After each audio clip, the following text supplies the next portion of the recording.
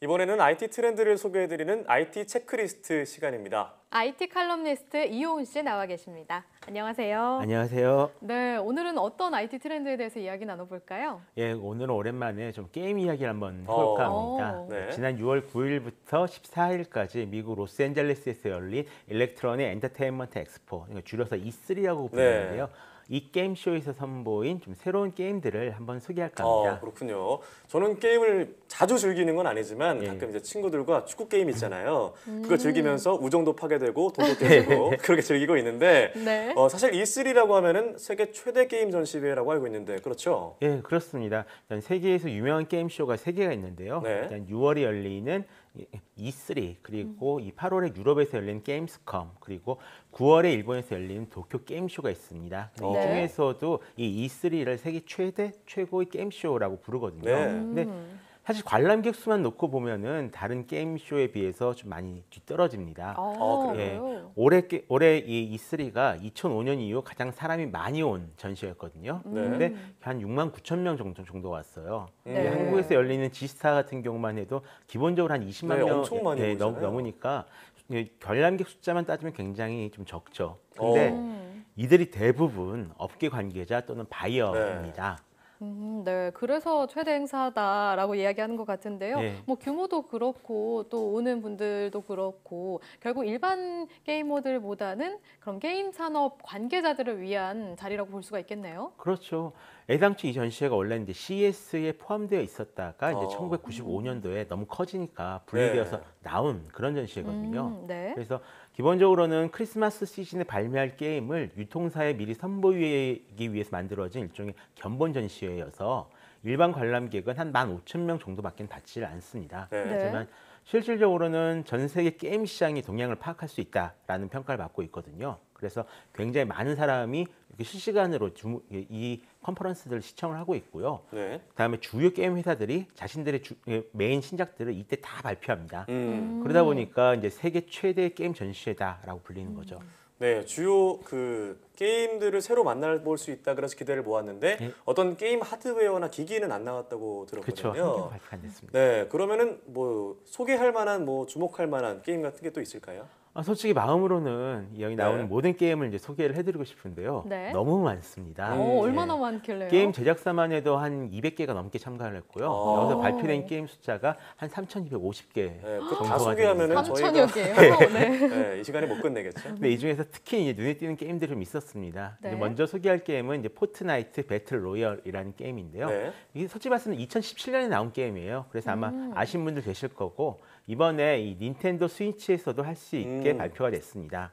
근데 이 게임이 중요한 이유가요. 이 게임으로 인해서 어떤 게임의 메인 장르가 지금 변하고 있기 때문에 그렇습니다. 게임 장르가 변한다고요? 어떤 예. 뜻이죠? 이게 정확하게는 그 시기에 가장 인기 있는 게임 스타일 이런 것들이겠죠. 네. 네. 게임 시장은 이제 한 게임이 인기를 얻으면 그 게임과 비슷한 게임들이 쏟아져 나와서 어떤 네. 큰 흐름을 만드는 그런 경향이 있는데요. 최근에는 배틀 로얄이라는 게임 장르가 굉장히 유행을 하고 있습니다. 네. 이 모두가 싸워서 단 한 명만 살아남는 서바이벌. 이런 네. 완전 서바이벌 게임 장르거든요. 이름만 들어도 알겠는데요. 그렇죠. 이름은 아마 짐작하셨던 것처럼 일본 소설 배틀 로얄에서 네. 따온 그거 영화도 인기가 맞아요. 많았죠. 그렇죠. 네. 이 장르를 유행시킨 게임이 바로 포트나이트 배틀 로열입니다.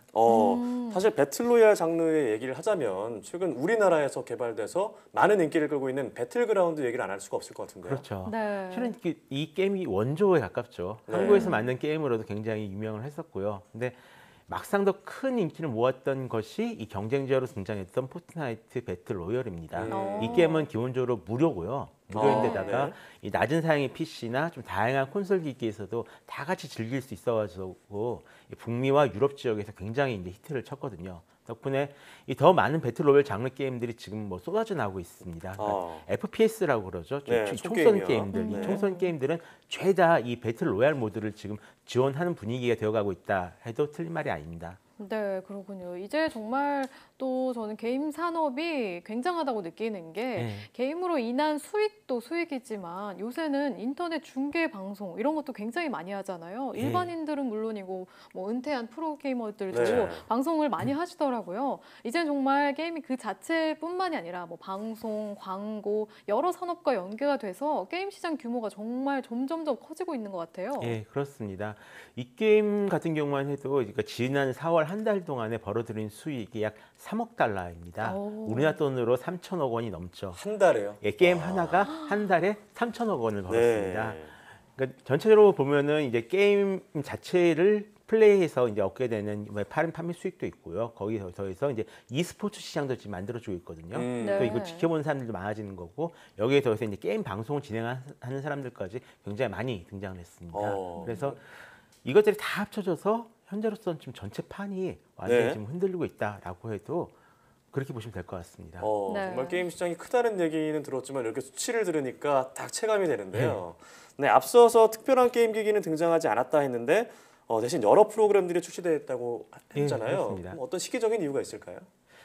일단은 이번에 미디어 행사를 연 주요 게임 개발사 같은 경우는 EA, 베데스다, 소니, 마이크로소프트, 유비아이소프트, 닌텐도 등이 있는데요. 네. 올해는 특히 이제 게이머들이 기다리는 게임들이 굉장히 많이 출시가 됐습니다. 그게 네. 올해가 이 PS4랑 마이크로소프트 엑스박스 원 같은 게임기가 등장한 지 한 5년쯤 되는 해거든요. 벌써 그렇게 됐네요. 네. 이 5년쯤 되면 다들 이 게임기를 활용한 게임 개발에 굉장히 이제 익숙해지게 됩니다. 그래서 네. 기기의 성능을 좀 최대한 활용한 고품질의 게임을 많이 만들어낼 수 있는 그런 시기가 딱 된 건데요. 네. 이게 하드웨어로 따지면은 이제 황혼기 이제 조금 있으면은 한 2020년 정도면 하드웨어 수명 끝나지만 이 게임 입장에서 보면은 지금 이제 황금기에 접어들었다라고 볼 수가 있는 거죠. 네, 뭐 이번에 워낙 많이 이제 소개가 돼서 고르기 힘드시겠지만 예. 소프트웨어 황금기였다고 하니까 이 게임기의 기능을 가장 잘 살린 소프트웨어 중에서 가장 재밌는 게임을 좀 소개를 해주신다면요?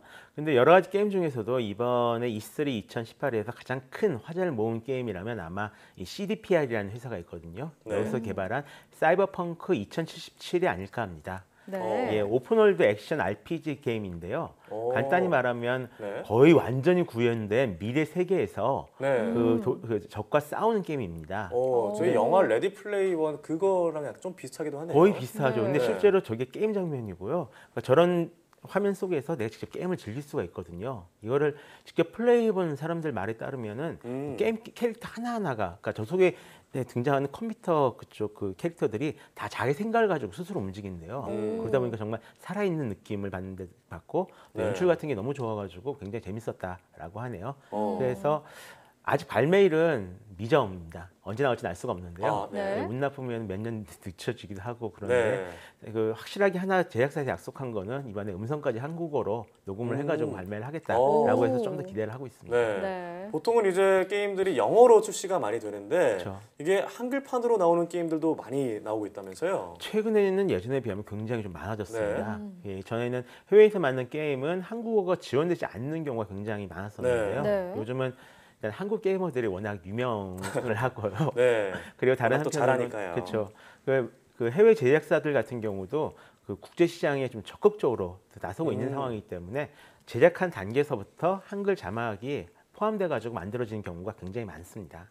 네, 마지막으로 좀 다른 화제의 게임과 또 저희가 트렌드를 다루는 코너니까 요즘 그 게임 프로그램들의 변화에 대한 내용을 좀 정리를 해주시죠. 예.